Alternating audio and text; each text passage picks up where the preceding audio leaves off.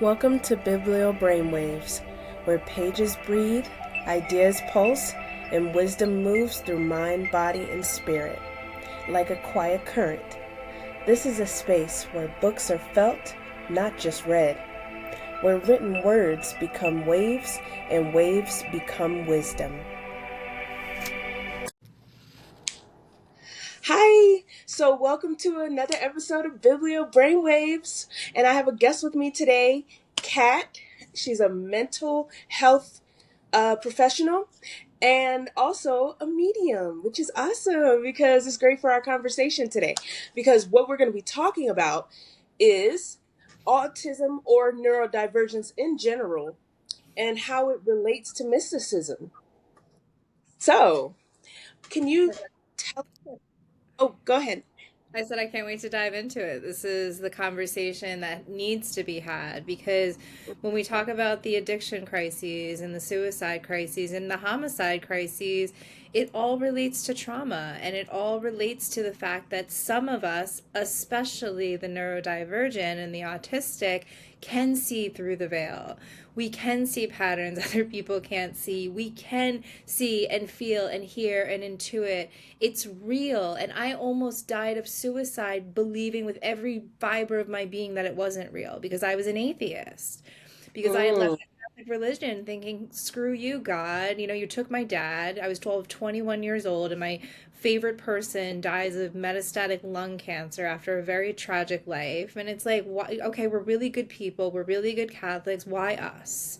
You know, fuck you, God. Sorry. Well, I guess we're just going there, right? Like, and honestly, and then some really disgusting truths came out at that time about the Catholic Church, and I did turn away in disgust, and I've never looked back. But God doesn't care what you call it or how you find it. It is real. It's all that is.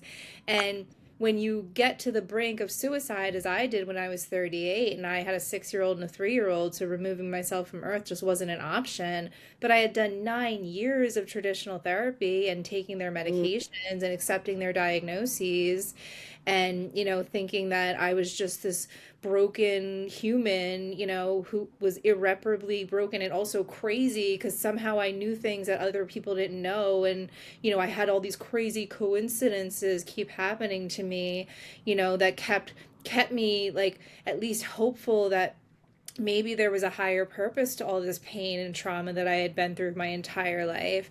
And then I had a mm, shocking spiritual awakening in 2018 at a mediumship workshop that I went to not because I believed in mediums, but because I absolutely did not.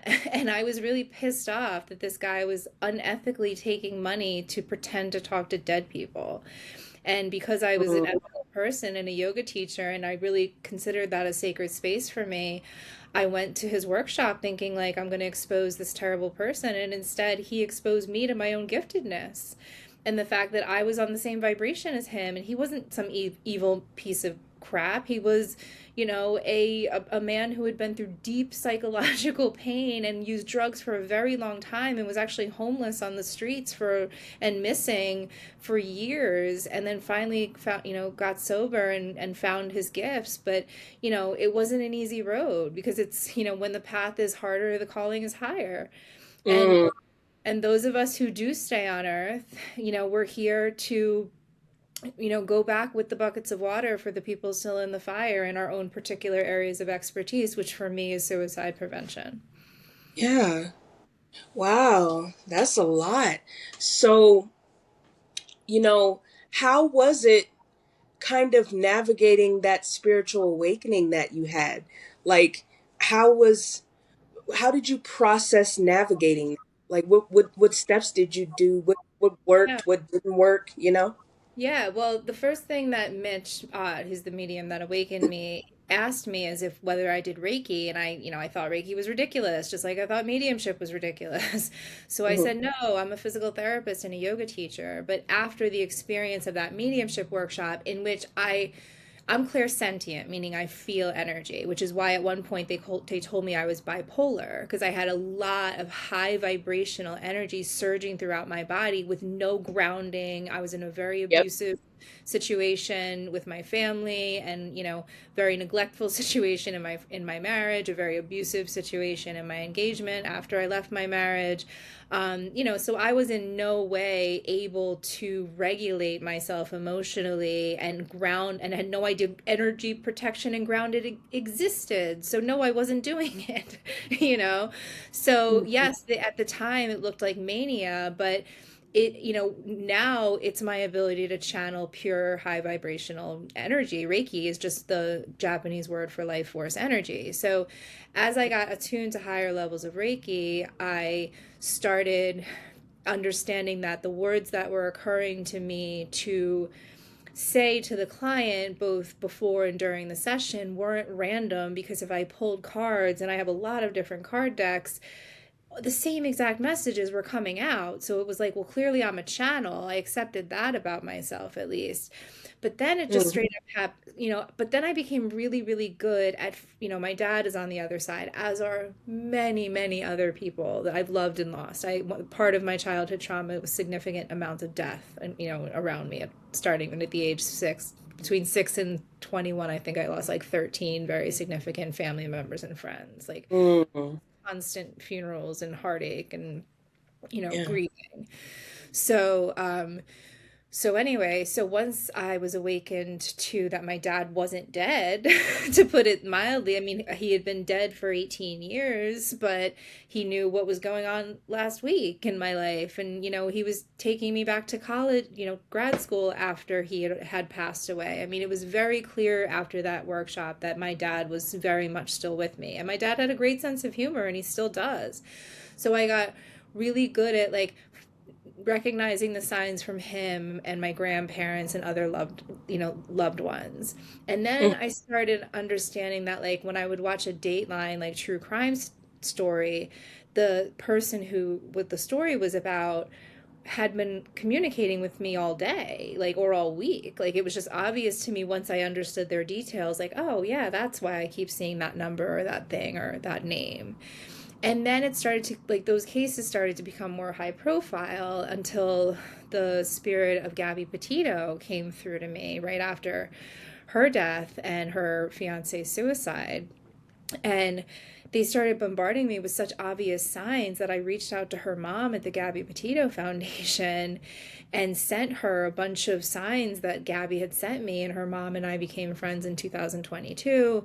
And so that's when I started, realizing that I'm a medium, and, and and the way spirit communicates with me is very unique, and it's in literal signs. Like, Nicole, Gabby's mom, said the reason that my letters stood out among, all the other letters and even mediums that were reaching out is because I sent her physical pictures that I had developed at a CVS. That's how external the signs are for me. So that I can capture them with my camera. So Mhm. so yeah, so I started, so it's gradual, like anything else, like, I was also blessed to be on the New Jersey State Task Force for Adverse Childhood Experiences and gain formal education on childhood trauma, the epidemic that is childhood trauma, and the severe impact that that is having on, on every single one of us, and why we're all living in, an addiction and suicide and homicide crises that's not going to get better until we get real about the problem. And the problem is neurodivergence. The problem is gaslighting the public into thinking that clairvoyance and clairaudience and claircognizance and clairsentience aren't real, when they absolutely fucking are. Like, and for people like me, which broadly you can call empaths and intuitive, highly intuitive people, it's the finding each other, right? Mhm. Building of community, using the internet for good. It's here, the internet and AI aren't going anywhere, so let's figure out how to use them as tools for the light, basically, and find each other and support each other in our own particular zone of genius and collaborate instead of compete and share resources. Imagine that, and share housing and childcare responsibilities, and I don't know, create a matriarchal society that's fair for everybody, and especially women and children, which is inherently fair for the men because they're all the children of women. Every single one of them. So, what the fuck, man? Well, now, for me, I know my experience with neurodivergence has been I um I receive messages through dreams, actually. I navigate most of my waking life based on the dreams that I have because I get insight on things that are going on, things that people might be hiding from me, that confront them or something like that. It's Okay. a it's a very good survival skill Taking slash get. so sad right now. Go I'm ahead. so sad right now. I'm so sorry. No, it's okay. You know what's really wild? Hold on one second. Hmm. What you're hearing right now, I am not intentionally starting, but it's a podcast episode.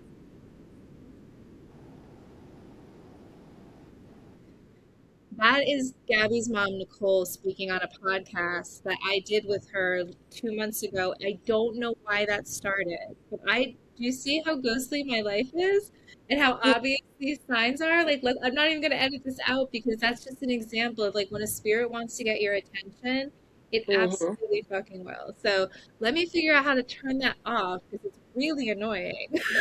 Yeah, But at the same no, time, I'm also blown away by the signs. So. All right, hold on, please. I'm so sorry. you're all good. I guess I'm just going to close every tab until that stops. You can hear that loud and clear, I assume, right? No, actually, it just made you cut out. Can you hear background noise right now? No. Okay. Okay. That was so bizarre. Sometimes the ghost thing is a little too much. It was very, very distracting. Okay, so you weren't hearing anything on my end? No, it just got silent. On my end was so loudly playing the exact podcast episode that I did with Gabby's mom. I won't spend any more time on it, but if I don't know if editing this is an option or not, or if it's worth keeping in, but I am so sorry. It's okay. It's all good.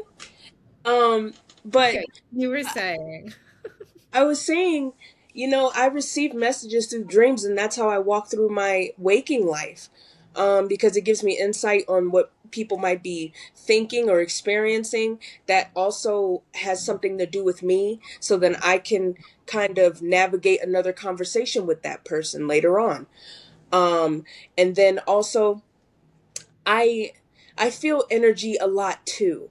And that's hard, especially growing up with it and you don't know what's going on with your body. And then like even just 7 years ago, I remember getting out of the shower and I started bawling, crying. And I'm like, I don't know why I'm so sad. What is going on? Because I was fine, and then I just started crying. And then maybe an hour later, I found out that my brother almost died, but he wasn't going to tell anybody because he didn't die.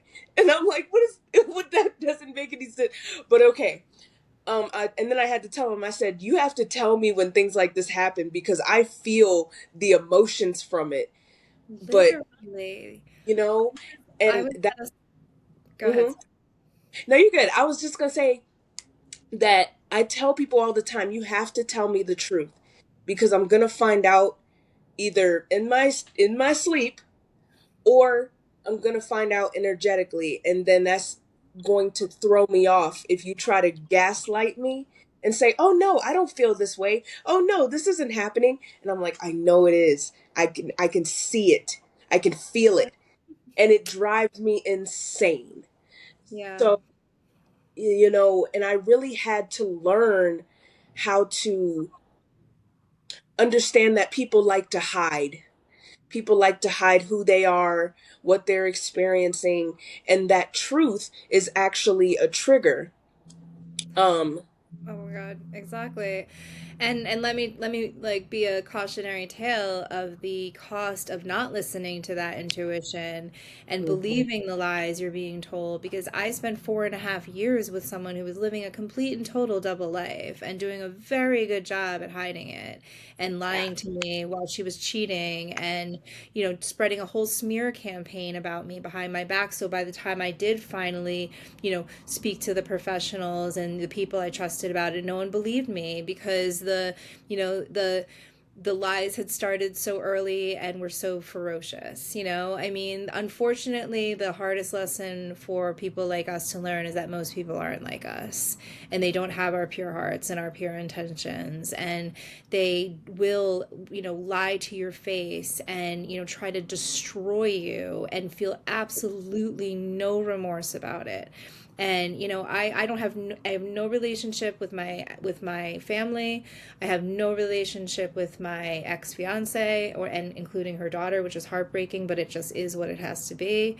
I Mhm. have no relationship with my ex best friend, and many others, and that's been for absolute the walking away from those relationships was some of the most excruciating decisions I've ever had to make. But the reality is, when someone's jealous of you, when someone doesn't want to see you win, when someone doesn't even like you, they just like what you do for them, right? Like, well, I heard this recently. I'm 47, and you were obviously much younger than that. So I'm so happy to pass on these kernels of wisdom, when I really needed them. And one I just heard recently was, when someone loves you, their biggest fear is hurting you. when Mhm. someone when someone loves what you do for them, their biggest fear is losing you. Right? So if someone only cares about losing you and not about hurting you, they don't actually love you, no matter how it felt in the beginning. Even if it was genuine in the beginning, which I do believe with my ex fiance it was, but ultimately you are the company you keep. And when you Mhm. choose to let go of trash people in your life, narcissistic people in your life, toxic people who have absolutely not an integrous bone in their body, and will lie, cheat, steal, make up false evidence, pay people to do whatever is necessary to win, you have no choice but to walk away, or you'll die, whether it's of suicide or drugs or alcohol or simply early death from the disease that ultimately will come from repressing your true thoughts, feelings, and emotions and energies, cuz duh. Yeah. It has to have an impact, right? And my dad died of metastatic lung cancer, not coincidentally, about 10 years after his brother tragically died at the age of 44 of a massive heart attack. They had both been abused violently as children, and by an alcoholic father. And my dad was afraid of swimming till the day he died, because he was almost drowned by his own father as a child. And he died. So his brother died at 44 very tragically, as a bachelor. It took 3 days for us to even find him. And my dad died 10 years later of basically grief, because grief is held in the lungs, and he died of metastatic lung cancer. And while yes, he did smoke, he quit 17 years before his diagnosis. He died of a broken heart and grief that never ever truly left his body. And that Mhm. needs, it's not the natural aging process. I left a career in physical therapy that could have sustained me for the rest of my life, when I understood that treating only the physical body is like treating the smoke instead of the fire. You have Mhm. the root cause of the trauma and the behaviors and the addictions that have been born out of it. Exactly. I think it's so wild that people don't believe that there are people that experience otherworldly, uh, you know, consciousness. Right. And because I'm like, they put it in shows, in movies, and everything. This inspiration has to come from somewhere, right? Right. Um, It's But willful also ignorance. there's there's also a side of it where there are people who are clairsentient, clairvoyant, and all of those things, but have bad intentions as well. We're not all good. There are some that use their intuition for bad. My ex was one of them. It's why I said, I do believe in the beginning the intentions were good, and I know she has genuine spiritual gifts, but at the end of the day, she didn't use them for good. She used them for evil, and frankly, she effed around and found out when it came to thinking that she could lie to me and live a double life, and I would never find the proof and find the clarity that I needed to know that my intuition was correct all along. I knew her, mama, the other parent in her daughter's life had the intention from the moment she knew I existed that I would be eradicated from her life, and I told her that. And because of the way she ingratiated herself into, oh, I just want to be friends, I'm just concerned about you and you and your daughter, she thought that you know she thought that the narcissist within her had disappeared, and it absolutely had not. So and that is not my problem any Yeah. longer. I'm sure that I hope they live miserably ever after. Yeah, I've and definitely and also, I told you so. I've definitely had that happen a lot in my life where I've tried to help people. You try to really tell people like, hey, this person is using you. And let me and I'll have receipts. Let me show you how I know that I'm not coming to you just because I don't like this person or whatever like that. It's literally I love you and I care because Right. watching you go through this is wild right now. And I think it also has to do with people not even so much like sometimes they do believe you, but they're scared that you know and they don't understand how you know. And they don't And want you so to be right. that Right, they don't that want you to be right. and that's okay too because I accept the fact that people are where they are in their spiritual journeys. You can't make them go further or make them go back any more than somebody else could. They have to do it themselves, or Right. they have to be willing to do the work themselves and to be willing to see beyond that veil, right? Exactly. um because you don't have to be um diagnosed or whatever with a neurodivergent um diagnosis, but you can still you can see beyond what's being put in front of your face if you really use that discernment. That's the word for it. um and just trusting your gut, not second guessing yourself. You have to be able to trust yourself, and then that way you can be able to open your eyes to what is actually going on around you. Right. And sometimes it takes heartbreak to activate that. It takes hard times to really see, okay, I'm not okay with what's been happening. I'm living in my comfort zone and I know it. What can I do to get out of this? Who can I reach out to help me navigate this, right? And that's what our work is. We coach people, we work with people to help them create those maps to move through their lives more easily, move through their trauma more easily. Yeah. And that's the point, and we all need help with that. Every human, I believe, needs help on some degree in that area. And every coach needs a coach. Yeah. Right. Right. And the way I specifically do that is through helping people connect to their intuition, because I truly believe the only one that has a map to where you're going is your higher self and nobody else. So Exactly. your ability to tap into your own intuition is the it's interesting that you said map, because the analogy that I use that I think is really apt is your higher self is the GPS system, your ego is the paper maps, right? Like your Yes. ego is trying to take you somewhere in a very limited way, and if you run into traffic, you're screwed.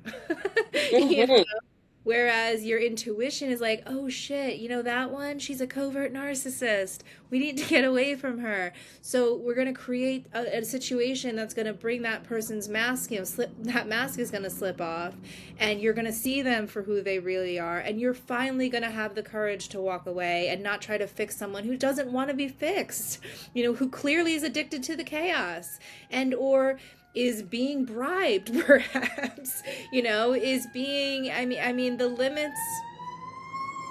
I don't know if you hear that. There's a Yeah, I siren. can do that. Exactly. And that's the point. The spirit obviously is trying to bring forth. It is an emergency. When you're in these types of relationships, if your actual life isn't in danger, and to be clear, mine was, then your quality of life sure as shit is. Whether it's your health, whether it's your mental health, they're one and the same, right?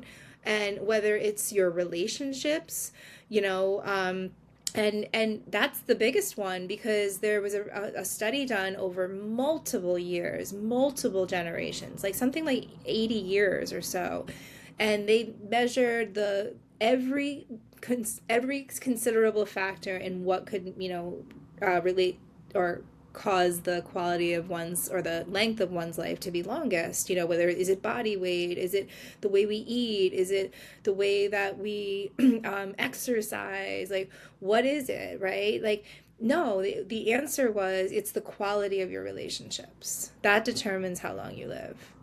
How good are your relationships? How supportive is your community? How loved do you feel? How nurtured do you feel, right? That's what determines how long we live, not how much we exercise or eat or how thin we are. And that's not the message that capitalism wants you to know, because being a good friend is free. You could just simply pick up on, what I think. And that's the way we use our intuition, right? How many times have you called someone and been like, oh my God, I just was thinking about you. Or, I have this dear friend, Chella, who she just knows when I need to hear from her. It's just amazing. Every single time the phone rings and it's her, I'm like, she knows I need her. And, so it's a really beautiful gift if you cultivate it and nurture it instead of fear it, and let the people who don't have your gifts try to tell you you don't. Like, that's so absurd to me. Right. Like, we don't tell our dog, like, you can't smell the thing you're smelling. You get that your dog is picking up on different vibrations than you are. Well, humans are too, especially children, right? Yes. Your child's imaginary friend is not imaginary. Mm-hmm. I've heard And, children say, like, I get so mad at people who don't believe in ghosts. They're right here. They're everywhere. I can see them. What's wrong with you people? and I think, that kind of brings me into the next thing, which is, talking about neurodivergence. It's a umbrella phrase for all the different ailments. Schizophrenia. You've got um, autism. You've got the oh God, Asperger's, and things like that.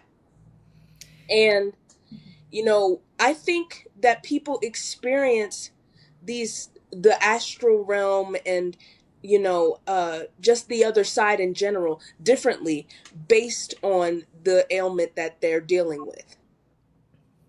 And Absolutely. I almost wonder, like, I would be curious to know how it shows up differently with different people, because, some people will just kind of like, and even I feel like sometimes seizures, personally for me, I think seizures sometimes is a deeper connection to that as well.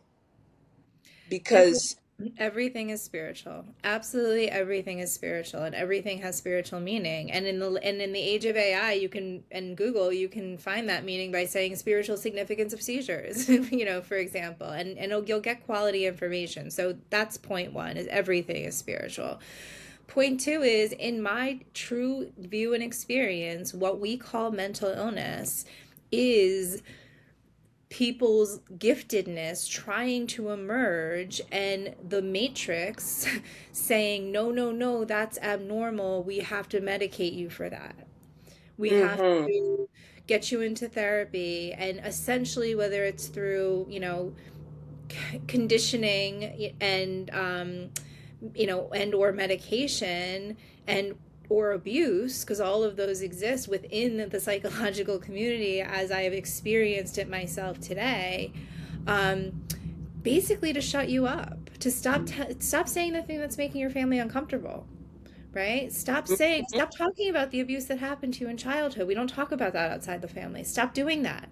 That's making us really uncomfortable. Let's get her into therapy so she stops talking about the abuse. That's why my family doesn't talk to me, because I talk about the abuse that happened in childhood, and I'm not just going to pretend like I did for 38 years. I pretended that it didn't happen. I would say Yeah. things like, "Oh, it could have been worse.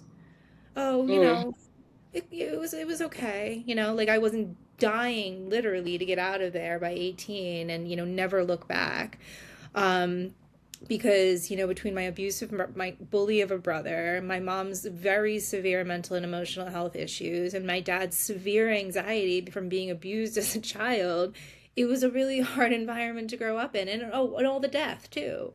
Three Hmm. my dad, grandmother, and grandfather all died in the same room of my home, being cared for by my mother, who was a registered nurse. And and my dad, I was very actively involved in his care at the end of his life, even though I was living 3 hours away and finishing up a biology, bachelor's in biology and starting a master's in physical therapy. So, Hmm.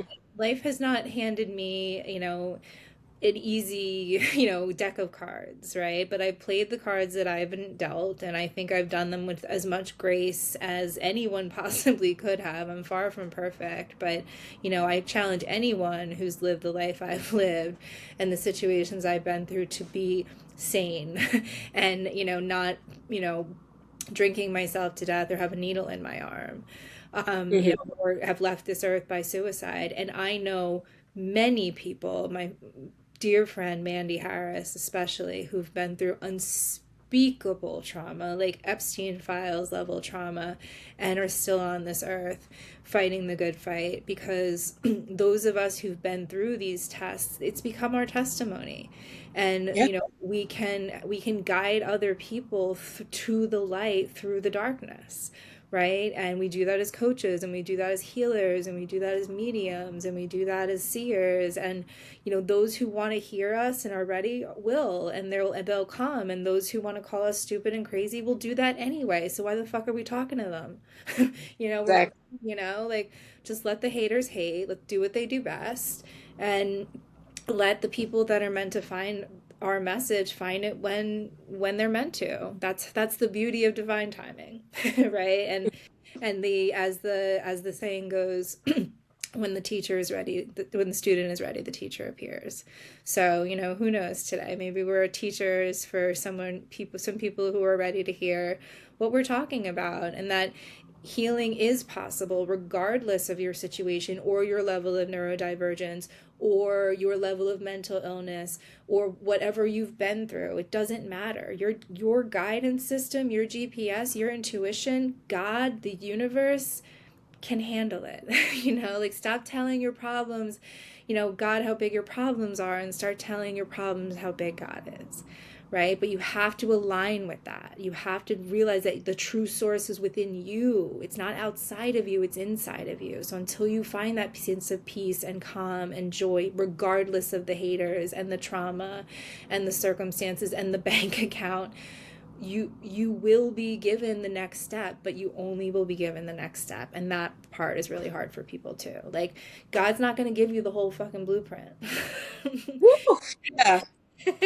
You're going to be told the next step, and if you do the next right step, you'll be shown the step after that. But until you do the next right step, God in the universe can't even help you there. You have to be willing to do your part and not just expect a miracle to unfold in your lap without doing any action towards it. you know Yeah. That that's definitely really significant to say too, because it's like, especially if you're someone who does tarot or someone who goes to get tarot done for you, you usually go in expecting to get a full answer, like, how Right. is this going to turn out, or something like that. And normally the tarot reader's going to tell you, okay, like, they can give you a vague answer of, everything's going to be fine, just wait for divine timing. and everything like that, and then you try to get extra details, and sometimes you can, but it's very minimal extra details. Right. And that can be frustrating for people because they're like, well, what's going to happen after that? And it's like, I can't tell you, because certain things need to be a surprise And because on the your future is not predetermined. That's the thing that people don't understand is we're creating the future now.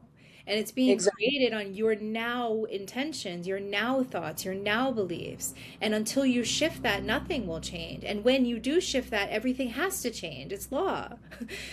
So you're it's about understanding the greater meaning right behind these even more colloquially used phrases. Like I was chuckling the other day because my now ex-husband, although we had certainly plenty of irreconcilable differences before my spiritual awakening was certainly the last one, that the reason that we ultimately decided it was not going to work out between us. And he sent me, a text the other day that said, like, the word vibe in it, and I was like, you've got to be effing kidding me. Like, this man is just using words like vibes now, like, because it's in the vernacular, not realizing that I was trying to tell him that what I was experiencing was vibrational sensitivity, and I was on a vibrational frequency, like it's life is funny. I'm just gonna put it that way. But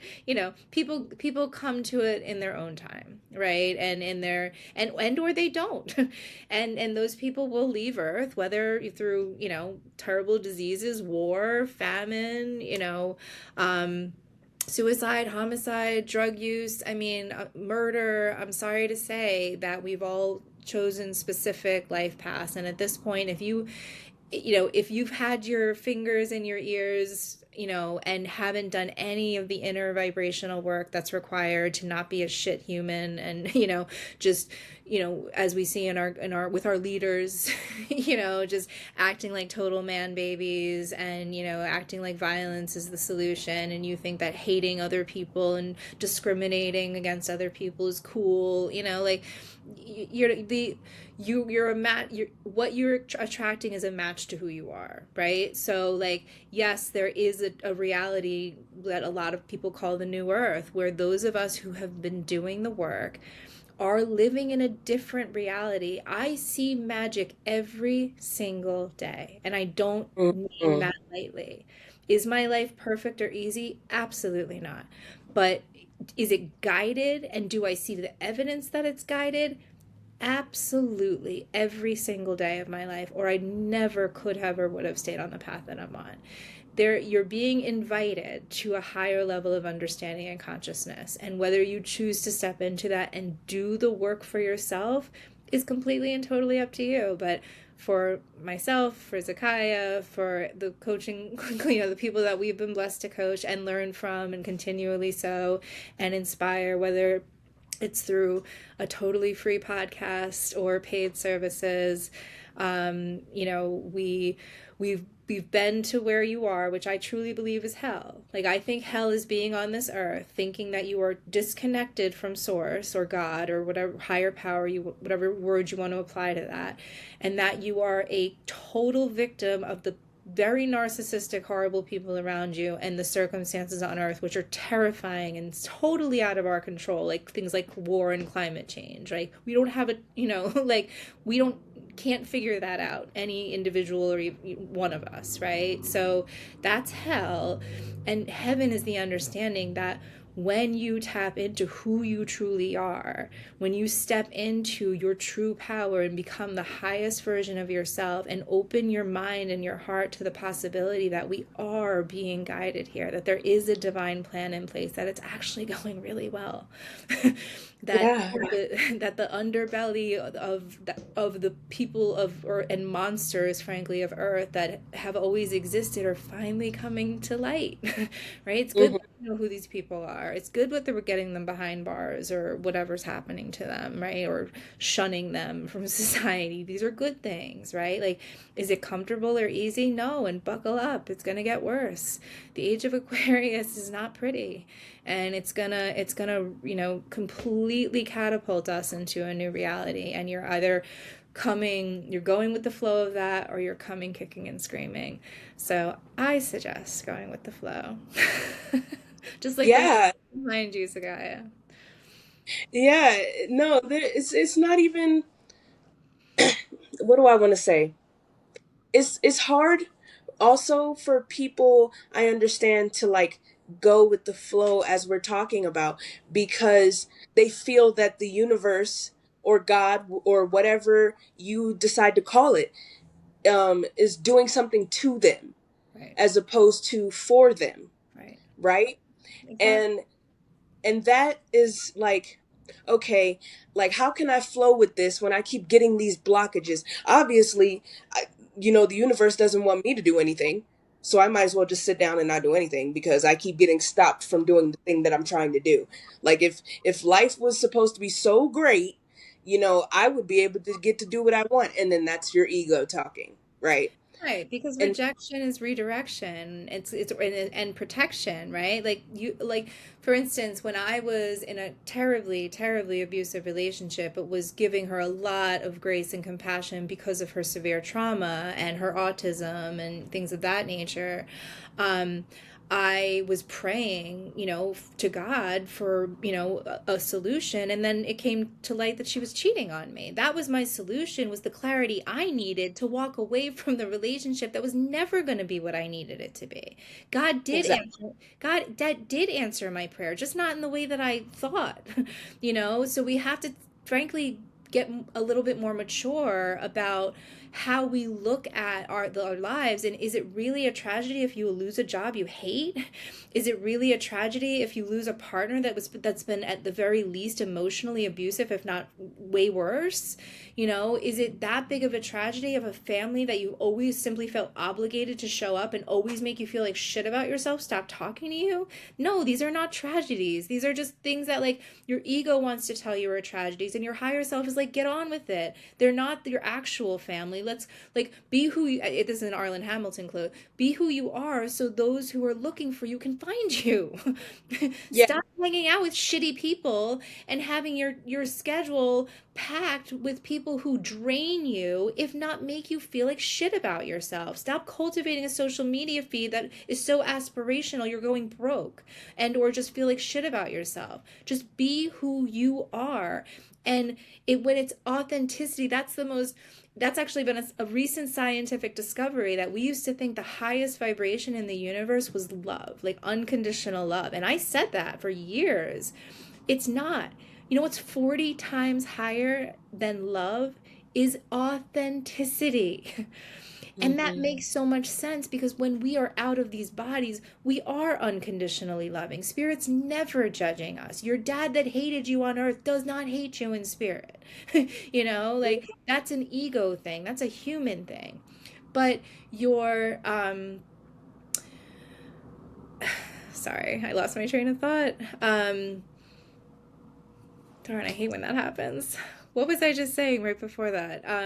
We were talking about authenticity and Thank how you. higher frequency than love. Right. So if we come to Earth, besides the fact that it's fun to be physical and to have these physical bodies and have these physical experiences, it's because we're anchoring who we authentically are on this planet, and that is a gift. Who you authentically are is a one in, trillions chance. Hmm. Right? The exact energy that you bring, the experiences that you bring, the lifetimes of wisdom that you bring, the people you're here to meet and serve are all extremely unique to you, which is why it's ridiculous that we're all trying to fit into a box that capitalism and white supremacy and patriarchy have taught us.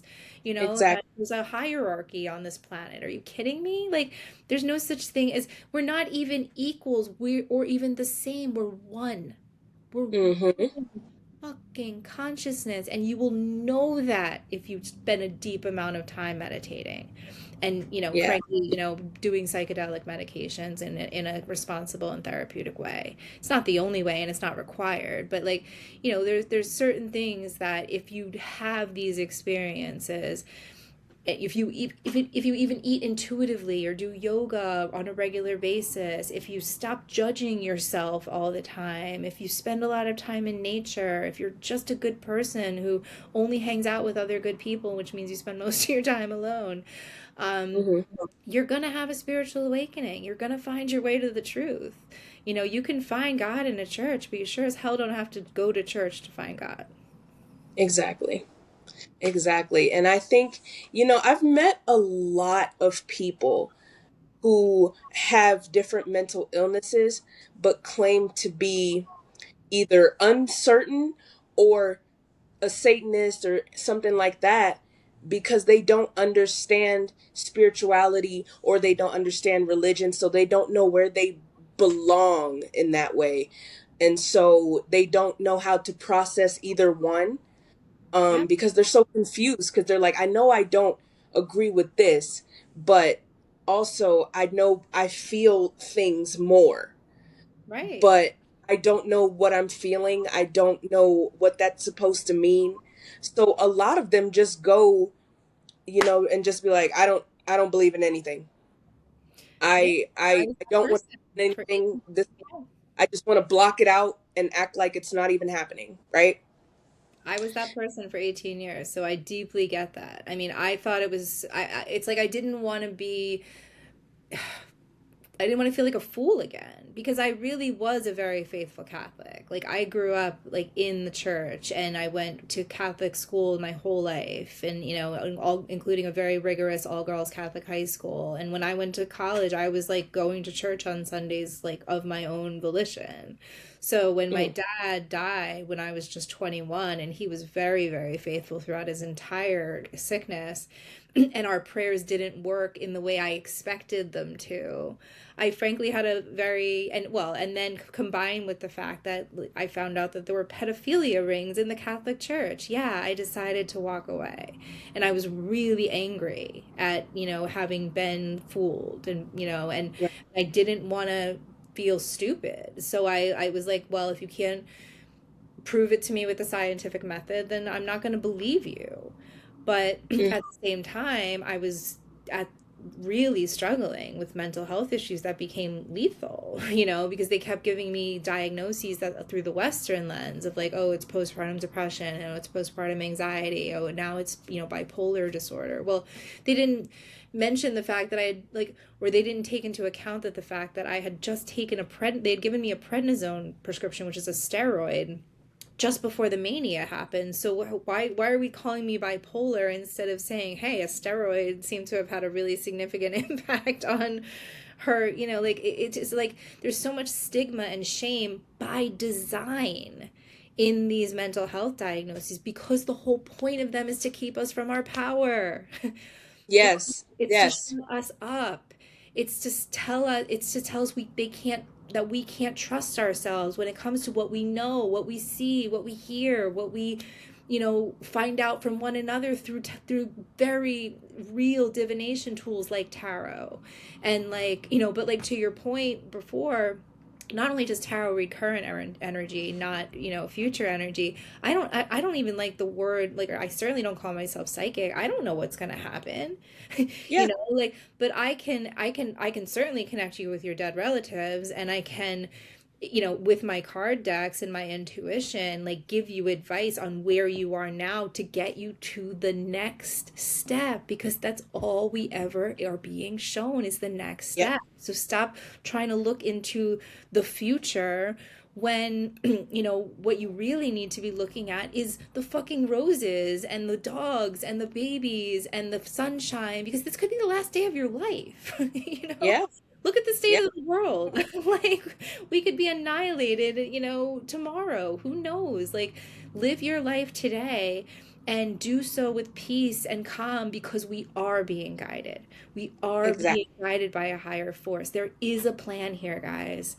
And, and while the best coach in the world can't, or psychic if they call themselves that, can't tell you what's going to happen, we Mm. can show you how you can be okay regardless of the circumstances of the world or the people around you. Mm-hmm.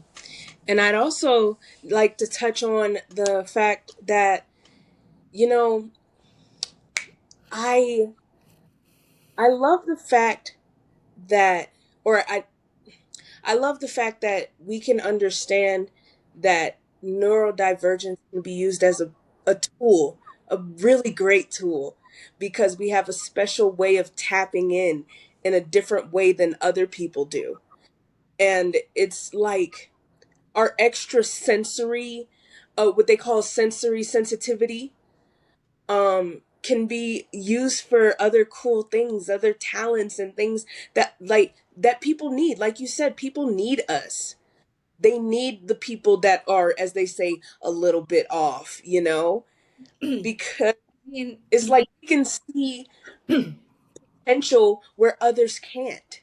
We well, can open certain doors and open people's minds and people's hearts to things that they might not have been privy to just because they're not experiencing that same frequency.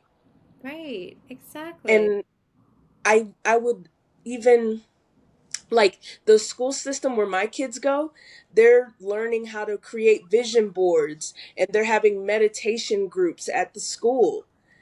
And that's Right. very hard to find in the school system, but they are doing it. And Is it a I public? love that. Is it public or private? It's public.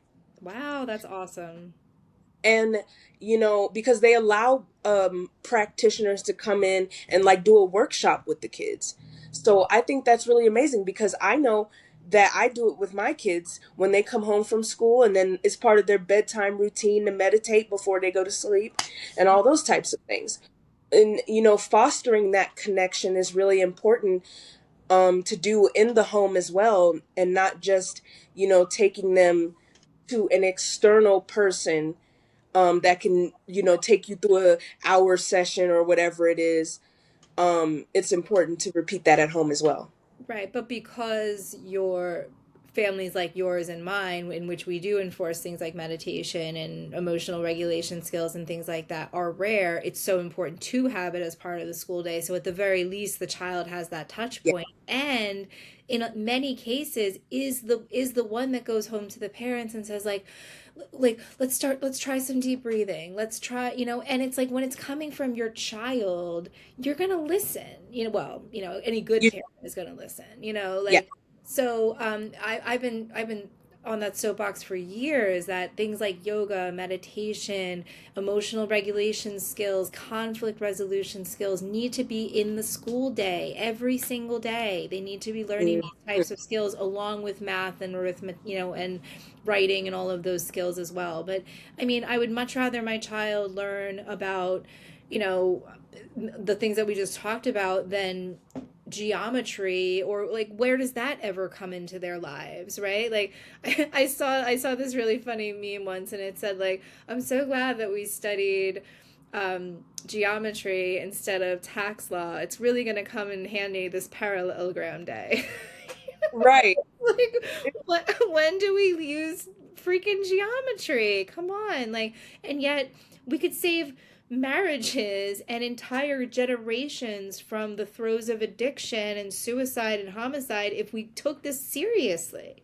And Yeah. and all you need to know as far as whether or not it's a public health crisis is the very well researched adverse childhood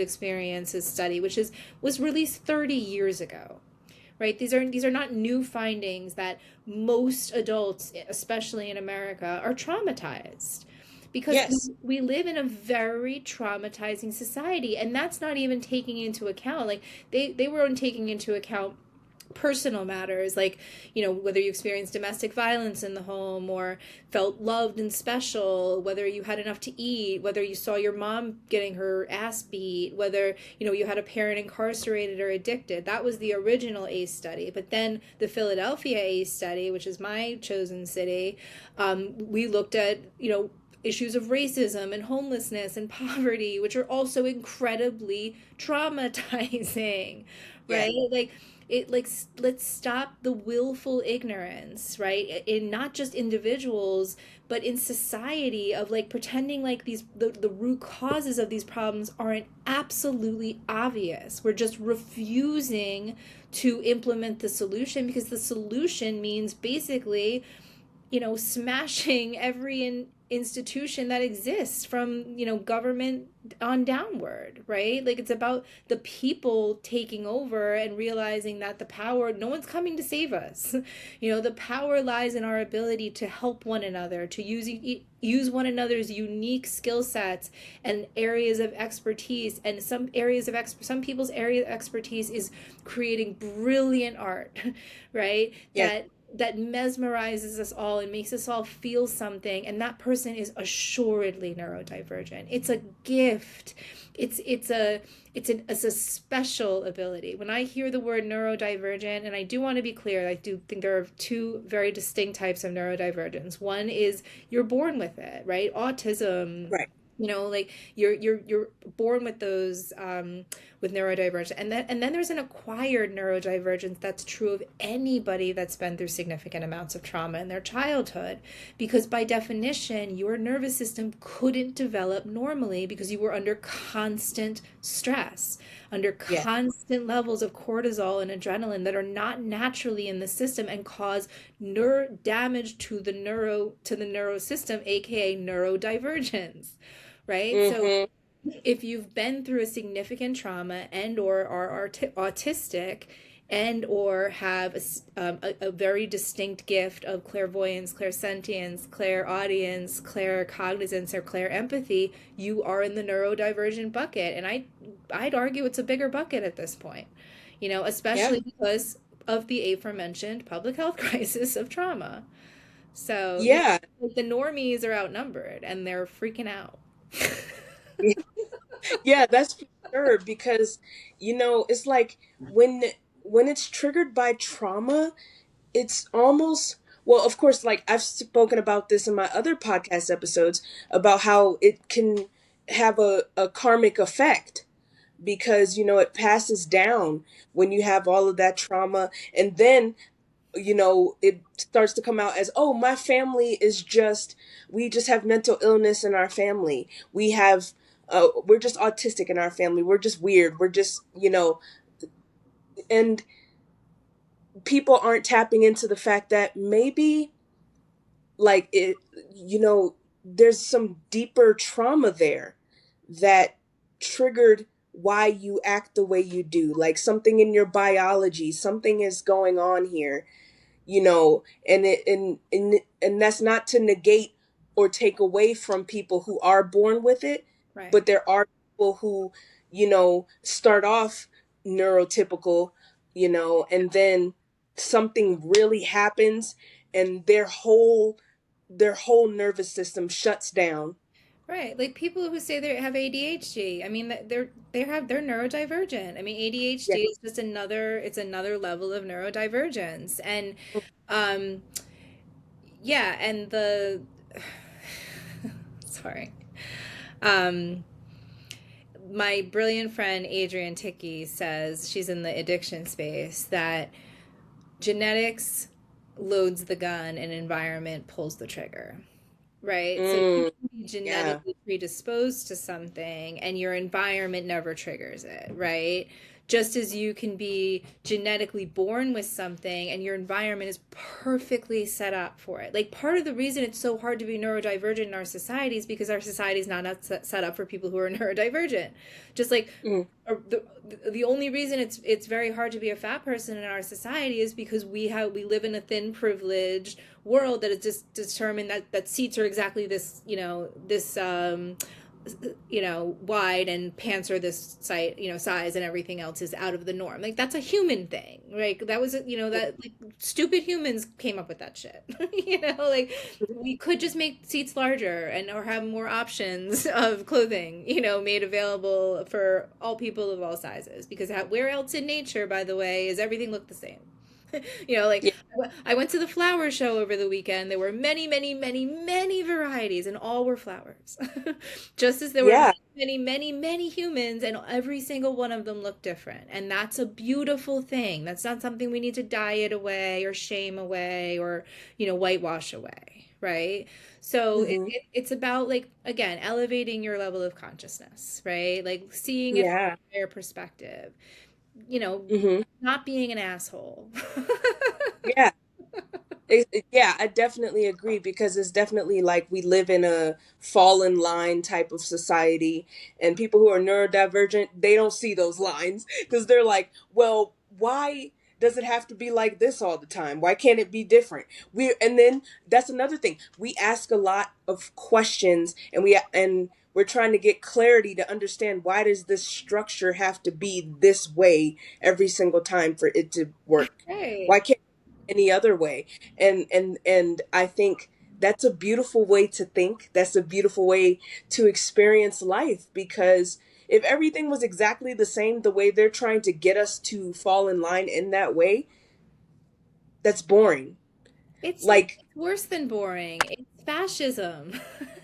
yeah, It's being told how to think and who to be and what's normal and what's not. And it's human bullshit. yeah, I have a trans roommate. Gender's made up too. You yeah, know? I mean, like, let's just, like, stop pretending like trans people haven't always existed on this planet, just like gay people have always existed on this planet, just like yep, women have always existed on this planet. Men wouldn't exist without women. yeah. And I, Right? And yet somehow the men are the creators, the male version of God. I mean, it's so obvious. Like see through the gaslighting and the lies and the malicious intent. Like, it's not meant to protect you. It's meant to rob you of your true power and your yeah, and the truth. And, like, I think that's who I have always been. I mean, I didn't know to call myself neurodivergent, although I definitely have always had an acquired form of neurodivergence, well, since at least the age of 6. But I'm a truth teller and I'm a problem solver, and I'm not going to just see the mhm, truth and pretend I don't see the truth and not tell you the truth. I'm not yep, going to see a pattern and not talk about the pattern. I'm not going to feel something and just pretend forever that I don't feel it. Like, eventually I'm going to get curious and see if I can find some proof, like, so, yeah, I mean, we're the truth tellers that, or the seers that no one wants to listen to. Well, and we've had that experience, and part of those experiences are meant to teach us, okay, fine, it doesn't matter. I don't need your applause. I don't need your validation. I don't need you to tell me that it's the truth for me to know it's the fucking truth. I'm just gonna trust myself and trust yeah, and trust my God and trust my guides and my higher self and my own intuition and the people that are attracted into my life. For instance, Zakiyah Harrison, fantastic, right? Like, we found each other on a platform. I think I call no, you. I think you, like, you spoke in the BA group for yeah, Owl, and yeah, I was like, I need to talk to her. And since I joined Owl, not taking credit or anything, but there's been so many more spiritual people coming onto the platform when that was not the case before, because the law of attraction is real, and we're gonna mm, find each other. No matter what, we're gonna find each other, because that's what vibration is. Like, when we're meant to find each other, especially now with, the internet, we sure as hell will. So it's a pleasure to meet you and have this conversation, truly. yeah. It's a pleasure to talk with you as well, because I really think that not only me, but the people listening or watching can really you know learn more about how neurodivergence kind of ties into that mysticism, because it really does. And I think that, like, even if you're talking about drugs, and that's like, it literally alters your mind, especially psychedelics. That's what it's for, to alter your current mindset. And that's essentially what people with neurodivergence are experiencing naturally. Right, exactly. And, What and you see on mushrooms might be what they see every single day, you know? Because those dimensions are real. The medicine isn't making you see something that's not there. It's dissolving your ego lens so you can see yeah, what's actually there. It's a Mm. it's a plant. It grows, or it's a fungus that grows in the ground. Oh, there was one other thing I wanted to say, based on what you just said earlier, and oh no. Oh yes, no. Talk about alignment and the law of attraction. I swear to you, 3 minutes before I signed into this podcast, I was leaving not knowing the the what the topic of this conversation was going to be specifically. I left a message for my dear friend and client Sydney, who's out in Eugene, Oregon, who has a Down syndrome son who's non communicative. And she and I had a conversation last night, and I was following up about the fact that some of his behaviors and outbursts are due to the fact that he sees energy and he's having experiences that are, other people don't see. Like, for instance, that he's feeling energy, he's picking up on the true intentions of other people, right? And he's behaving in a way that looks to the outside world like he's frustrated or angry or, even violent, when in actuality he doesn't know how to process the very real energies and emotions that he's feeling.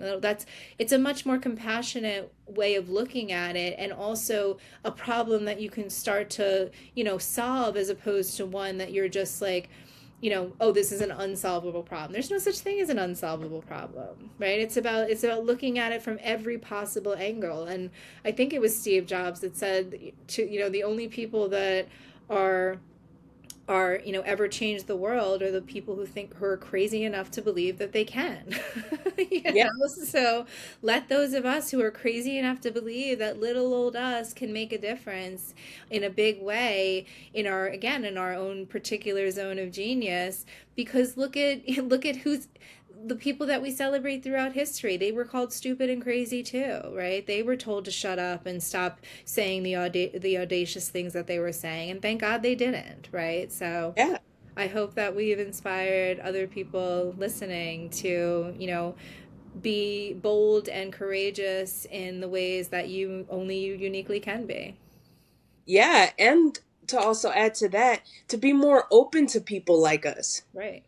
Open, like, even if you go in with so many misunderstandings about what it is to experience life the way we do, just be open to listening, because you never know what we may say that may click something in your head, and then you want to do more research, you want to dive in Right. and see what you can learn.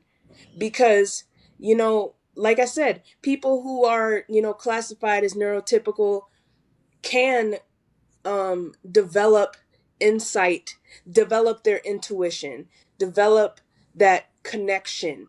Because as you said before, we're all one, but we have to tap into that frequency to Absolutely. be able to experience it. And we all can. We just have to want to, and then, do that shadow work that we have to do, that we're all reluctant to do at some point, because shadow work is hard. Okay, it's hard, but we all have to do it if we're going to move forward spiritually, because we're all just spirits having a human experience. Yeah, and to put, for anyone wondering what shadow work is, it's basically the very humbling realization that you are your own worst enemy. That everything that the only person standing in your way is you, and all of the shit you've refused to look at or address over the years. So, yeah, Yeah. ultimately it is about radical responsibility, but that requires a willingness to walk away from people, places, and things that no longer serve you, because you can't heal in the same environment that made you sick. And as we said before, even the coaches need coaches and mentors. So if you are ever looking for support, in specific to suicidality or mental health, when if you've tried therapy, if you've tried medications, if you are tired of being labeled, and you know that you dream about things that come true, or have hunches about things that are right, like, let's explore that a little deeper in a free discovery call. Yeah, exactly. Because we all need mind, body, spiritual, and emotional wellness. It's Absolutely. all connected. And I also, But for yeah, mediumship, pretty much any session with me, whether it's a coaching session or a specific mediumship session, the spirits, the ones who want to come through, always find their way through. exactly. And if you want to connect with her, I'll have her links below. I'll have my links below. So let's get connected. Yeah, for free. this was so fun. Honestly, this was probably one of my favorite conversations I've ever had on a podcast. So thank you Oh for yeah. being my first podcast of 2026. Yay. Yay. Okay. Special now. um, but yeah, so I hope that you guys learned something, or just was vibing out. That's cool too. But just know that you're accepted wherever you are on your journey, and that we understand, and that it's okay. And we're all just working through where we are, and that's real. That's real. So, all right, guys, I will talk to you next time, and I'll catch y'all in the next wave. Bye.